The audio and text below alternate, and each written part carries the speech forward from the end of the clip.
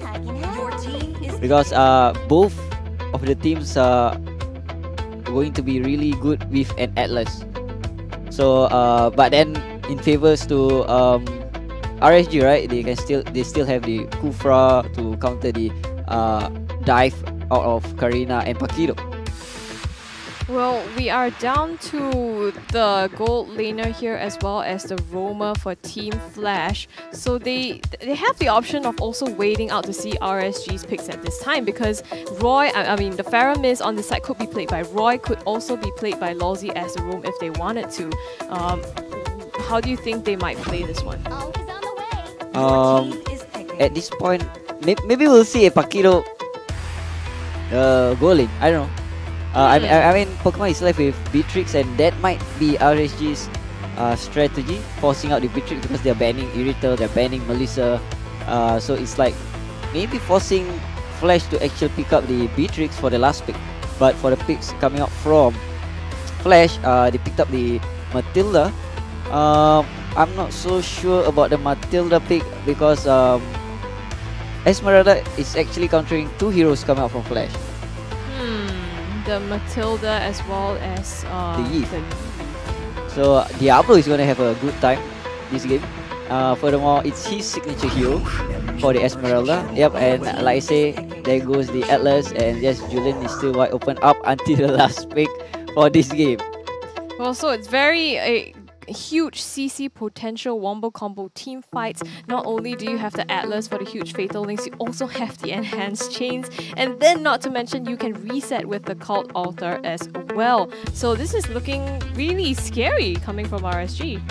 I mean, they are playing that aggressive kind of composition right off the early game. Julian doesn't need to be level 4 to actually wait up for his ult. Level 3 is enough, so we'll be seeing an early skirmishes as early as the 2nd minute for this game. And like I said, they are forcing the Beatrix, and Flash just picks up the Beatrix for this game. It's surprising to see that Beatrix was a forced pick actually, given that, you know, it's usually always a priority pick. But how do you feel between these two compositions? I mean, for Flash, right, it's more of a hit and run. If we can pick off and kill, and then we'll just run off with the Matilda. But for the side of RSG, they are more towards team fight base, and you know, just CC Nation the whole of Team Flash. CC Nations indeed. Oh, I'm so excited, man. The Atlas pick. I was begging for the Atlas to come out. I was like, this Atlas is supposed to come out. Come on, give me the Atlas. And then the Atlas finally came. Well, I mean, it seemed like they were building towards it as well, right? So I'm not sure. Team Flash must have anticipated this, but they are responding exactly with the Beatrix pick, like AMOUX pointed out. So I'm curious to see how Team Flash, what they have up their sleeves as well in terms of how they want to execute this. But game number 2, here we are in the Land of Dawn. Game number 2 indeed. I would say Atlas would go great with a Beatrix. A Fatal Links with Nuber's Passion is just going to melt everybody off. And look at Lolsie already putting so much pressure here for Roy, giving him so much space to farm. Instantaneous a level 2 here coming out for Roy on the Faramir. Honestly, right now, RSG draft, it looks solid, right? But Flash, on the other hand, I feel there's a fighting chance. There is a fighting chance because you have the Snowball coming out from Reminiscence, very good Snowball coming out from Pokemon, and an Alpha V9, not to mention it's a Pakido. You are going to Snowball on the Pakido if done well. And for the side of A1, A2, actually kind of being forced into a Purify here as well to mitigate the CC coming especially from the Fatal Links, but also potentially from Bray and just the pure amount of setups that they have. But is it enough though? A1, A2 gets taken down as first blood here. The Purify already being used. Good pressure there by Roy, and Lolsie there with a big follow-up on that Atlas. And that was very well played. And ooh, Bray and Diablo here just pressuring the wave away again and again. And Diablo here might potentially even get to level 4 right now, and Alpha V9 forced to clear the wave here. He is running a little low. The shield is going to get cut down here. Alpha V9 runs very, very low. One hit does it for BRAYYY right here, but here comes Kayzeepi, Reminiscence, and Hans get away right now, but Diablo is going to be able to be there to save BRAYYY from any sort of trouble. Yeah, they anticipated this, right? BRAYYY popping that enhanced sword as well to get out and using that iframe. So right now, they have total control over this first objective here. It was just set up perfectly by RSG from the mid pressure to the bottom pressure. And now, in the mid, you know, even contesting Reminiscence jungle here. Yep, and Reminiscence here still. Oh, big Fatal Link here onto Reminiscent. Real World Manipulation has been popped. Reminiscent is being pulled back all the way, and Enhanced Chain is going to be able to knock up onto Reminiscent, but not much damage. All the damage is going to go towards Diablo and A1, A2 here. Both run slow, but no deaths on the board yet. Not yet, because I think also Diablo hasn't really farmed up yet. He tried to go for A1, A2 in the backline, but at this point, not a huge threat. I would say doesn't have enough damage to be able to take them down yet. But you can see just the sheer ability of RSG to anticipate how these team fights will go, and they have exactly a plan to be able to counter that. Very good, strong play coming out from Diablo here. 1 apiece. 1-1, 1-0, 1-0 here on the side of RSG, but Diablo with a falling star moon. Alpha V9 runs a bit low. He's going to be able to pop the sprint. No, he does not pop the sprint. And Roy here with the chains. 2 men going to be low right here, but Reminiscence with the ultimate is going to be able to take him down. Pokemon is going to get Fatal Links all the way back, but look at BRAYYY. He's going to go ham. That is the power of a Julian.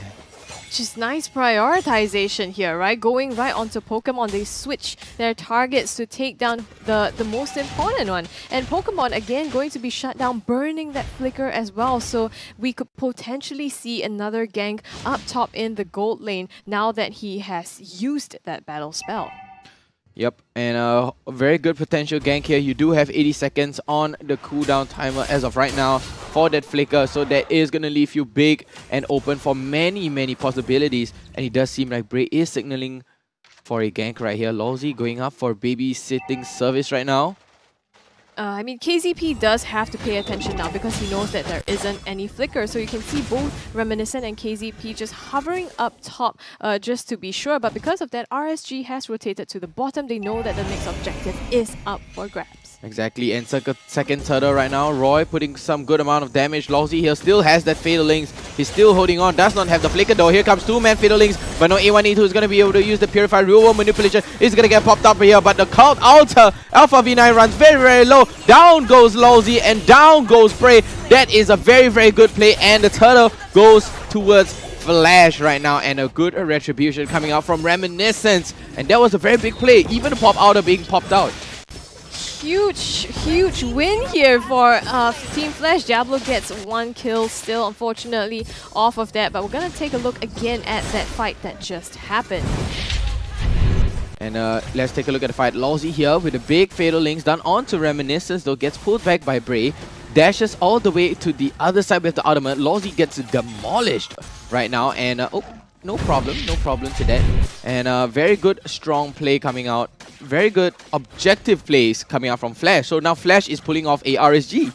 Well, it's a huge win for them. You can see that they have evened out any advantage that RSG had over them in terms especially of the gold. And Reminiscent is now able to keep up and even 1 level, just hit level 9 ahead of BRAYYY. So it's looking good for Team Flash. Looking good for Team Flash.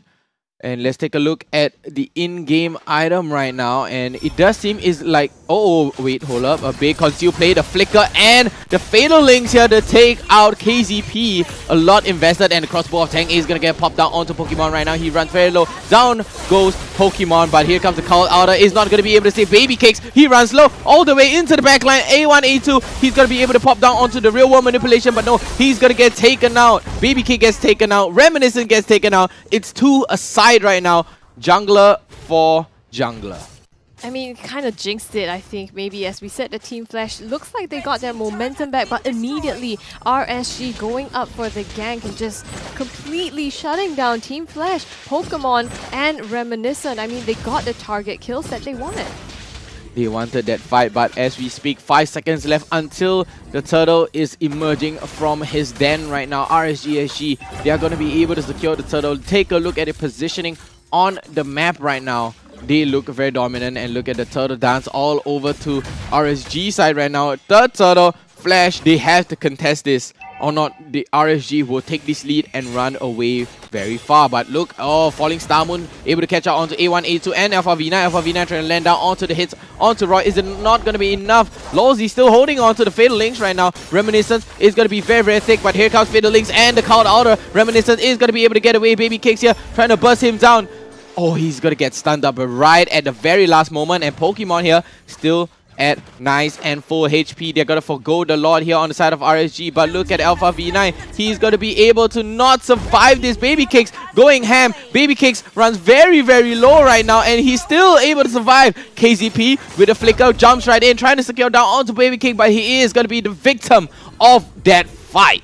Oh my goodness, the bait by Babycakes and the dance around on that 1-1, absolutely insane. You know, Kayzeepi even flickered in to try to secure that kill, but unfortunately was not able to take it. RSG just swiped everything off the table. The turtle, they got the team fight as well, so everything is looking in their favor at this moment, pressuring down this mid-tier 1 turret. Exactly, and 3k goal here on the side of RSG. Roy picking up the Clockwork of Destiny. Diablo is pushing up the lanes very well. Take a look at the tier 2 top turret, ladies and gentlemen. It's running at 10 HP. Look at Babycakes here. Managed to secure that tier 1 bottom turret, and Diablo gonna get chased down a little bit by Kayzeepi here.